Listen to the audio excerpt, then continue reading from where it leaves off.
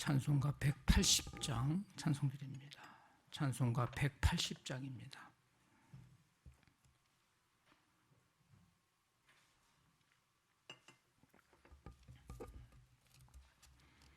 찬송가 180장 찬송드립니다.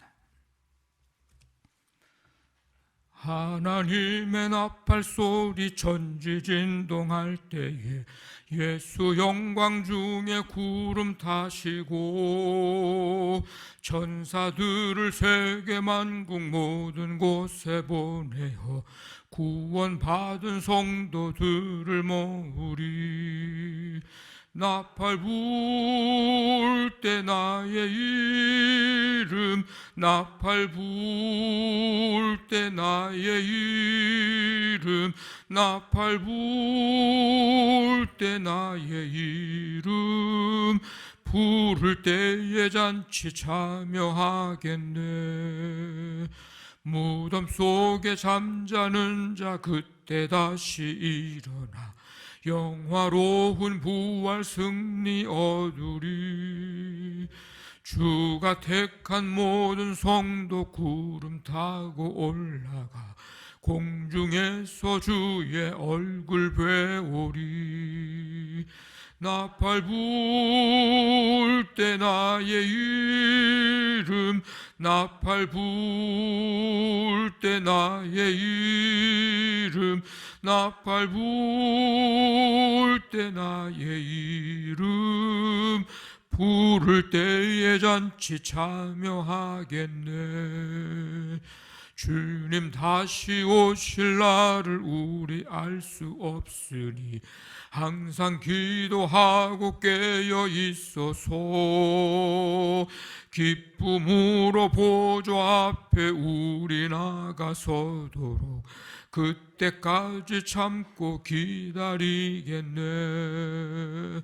나팔 불 때 나의 이름, 나팔 불 때 나의 이름, 나팔 불 때 나의 이름, 부를 때에 잔치 참여. 나팔 불 때, 나팔 불 때 나의 이름, 나팔 불 때 나의 이름, 나팔 불 때 나의 이름, 부를 때에 잔치 참여하겠네. 아멘. 하나님 아버지 감사드립니다.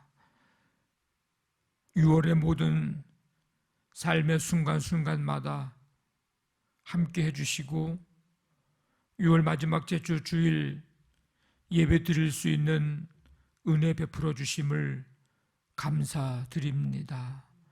예배하며 말씀 듣고 우리가 하나님의 뜻대로 살고 있는지, 하나님의 뜻 원수를 사랑하라, 용서하라는 말씀 참으로 힘들고 어려운 말씀인데 우리 힘과 능력으로는 할 수 없고 우리 의지로는 할 수 없는, 우리의 감정으로는 할 수 없는 일인데 하나님의 뜻이기에 그렇게 살아야 함을 말씀 통해서 다시 한번 깨닫게 해주시니 감사드립니다.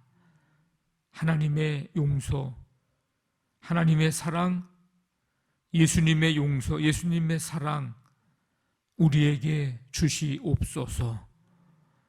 아버지 하나님, 이 해의 첫날부터 이 전반기의 삶까지 코로나로 인해서 위축되고 또 두려움과 걱정과 염려 속에 살아온 6개월이지만 그런 가운데서도 하나님의 눈동자처럼 지키시고 보호하시는 은혜 속에 그 가운데서도 예배할 수 있는 아버지의 은혜와 또 축복을 주시고 삶에 하나님의 붙들어 주시고 인도해 주시는 은혜로 여기까지 오게 하심을 감사드립니다.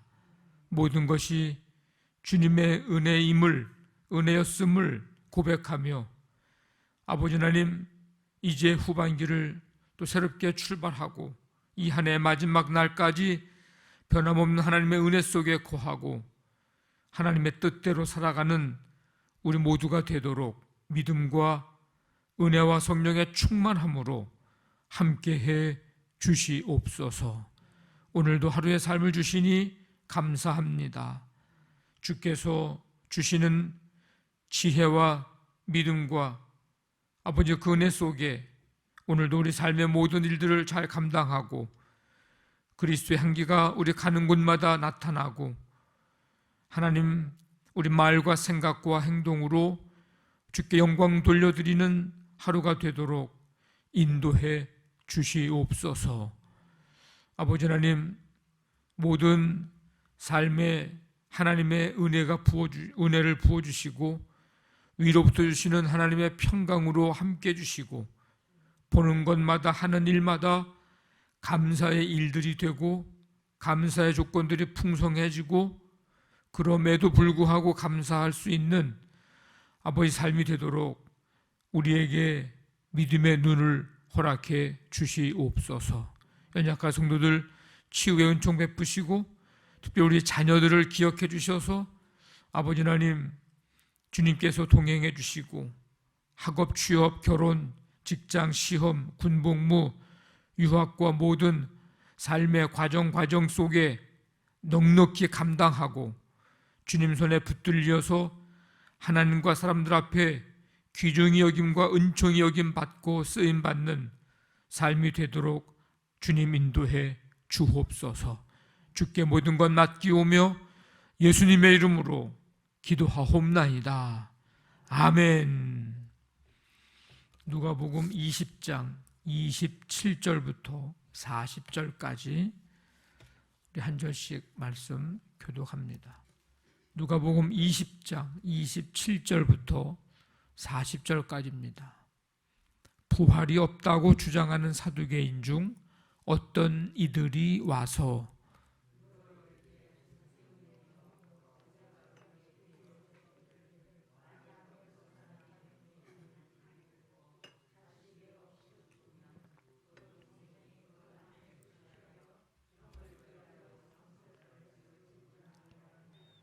그런데 7형제가 있었는데 마지가 아내를 취하였다가 자식이 없이 죽고 7이 다 그와 같이 자식이 없이 죽고 7이 다 그를 아내로 취하였으니 부활 때에 그 중에 누구의 아내가 되리이까?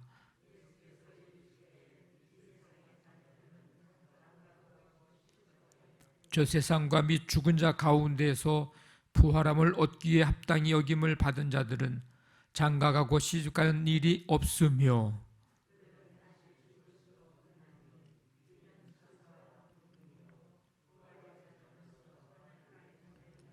죽은 자가 살아난다는 것은 모세도 가시나무 떨기에 관한 글에서 주를 아브라함의 하나님이요 이삭의 하나님이요 야곱의 하나님이시라 칭하였나니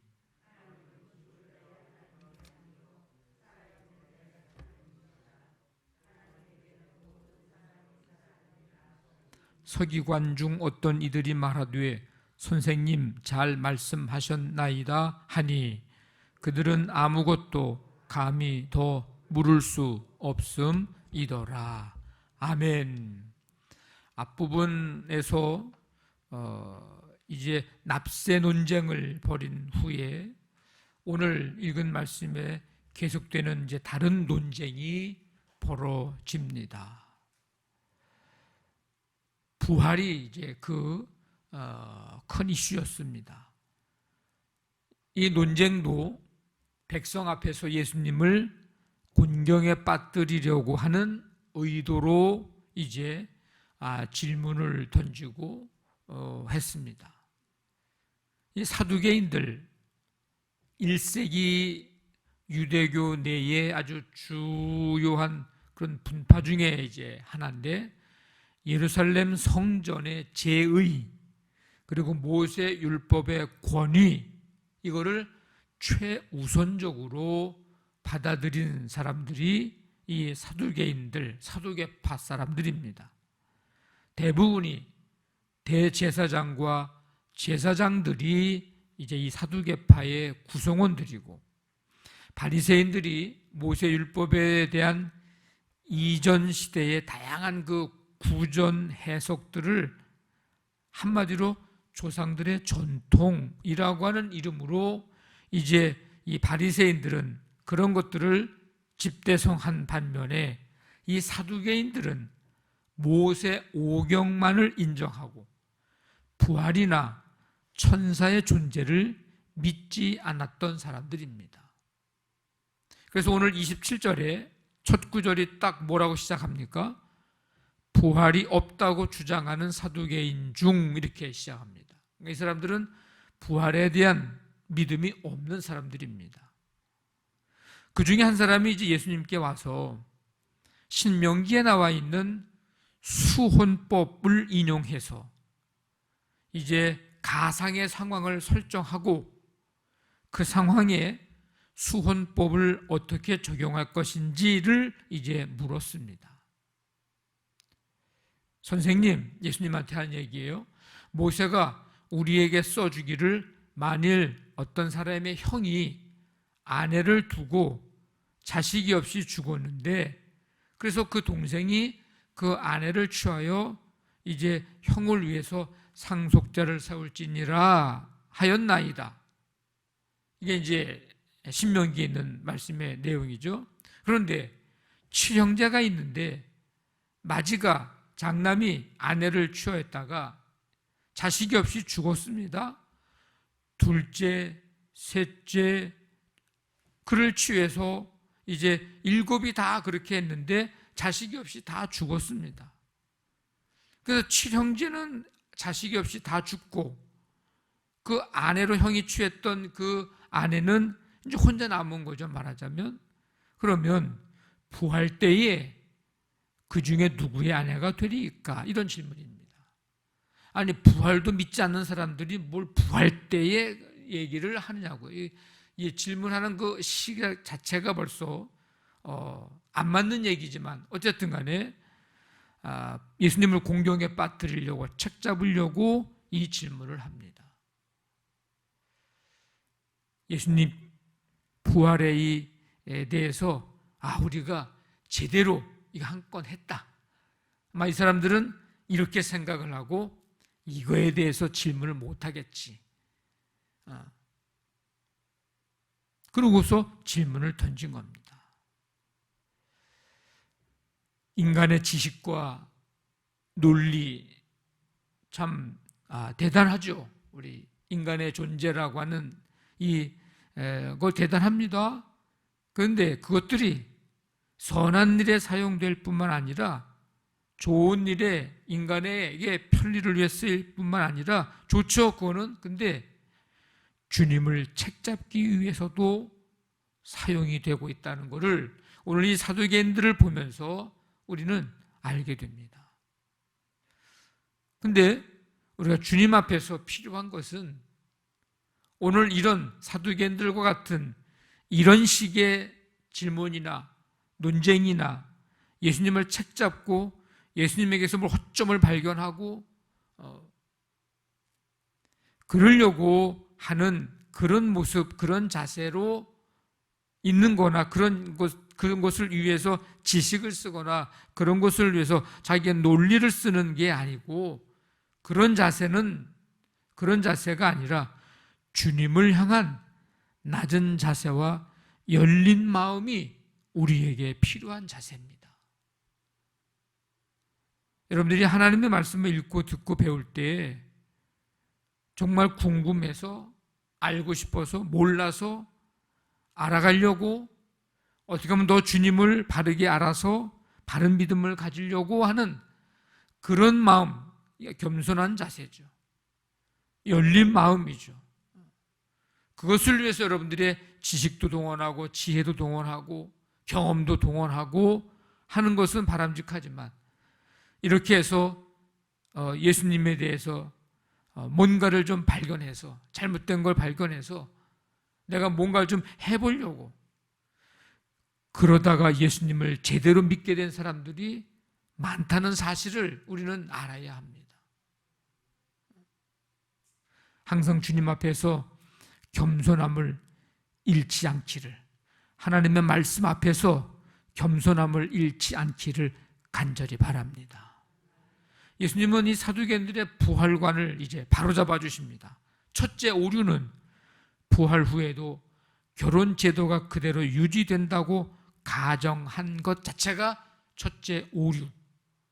둘째 오류는 부활 후에 사람들이 어떤 모습으로 어떻게 변화되는지에 대한 무지, 이것이 이들의 두 번째 오류입니다.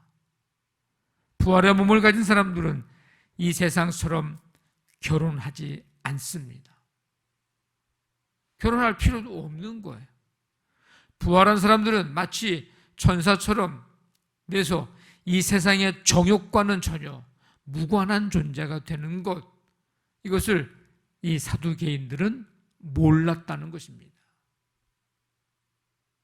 모르면 겸손하기라도 했으면 본전이라도 찾을 텐데. 예수님은 하나님이 가시나무 떨기에서 모세를 부르셨을 때 자신을 나는 아브라함의 하나님이요, 이삭의 하나님이요, 야곱의 하나님이시라 이렇게 계시하심, 이걸 말씀합니다. 그걸 인용하면서 하나님은 죽은 자의 하나님이 아니요 살아있는 자의 하나님이시라 이렇게 가르쳐 주십니다. 살아있는 자의 하나님, 이것은 하나님은 자신의 백성들에게 참된 생명을 주시고 그들과 교제하시는 분이시라는 것을 말씀하고 있는 뜻입니다. 다시 말하면 아브라함과 이삭과 야곱은 죽은 자들이 아니라 현재 하나님이 주신 영생을 누리면서 그들과 함께 하나님은 교제하고 있는 부활한 자들임을 말씀하고 있습니다. 진리를 알고 있다고 생각하는 사두개인들의 이 오만함, 자기들은 다 모세오경 다 알고 있고 예수님은 모를 거라고, 이 질문에 대해서 대답을 못할 거라고 착각하고 있는 이 사두개인들의 이 오만함, 심각한 착각이죠. 하나님 안에 있는 자들은 하나님 안에서 다시 살아날 존재입니다. 예수님이 부활의 첫 열매가 돼서 이를 확증해 주셨습니다. 사두개인들은 틀렸습니다. 부활이 없는 것이 아니라 부활 후에 결혼이 없는 거고 부활 후에 정욕이 없는 것이죠. 부활이 없는 게 아니고. 사두개인들은 더 감히 물을 수가 없었습니다. 꼼짝 못한 거죠. 창피만 당한 겁니다.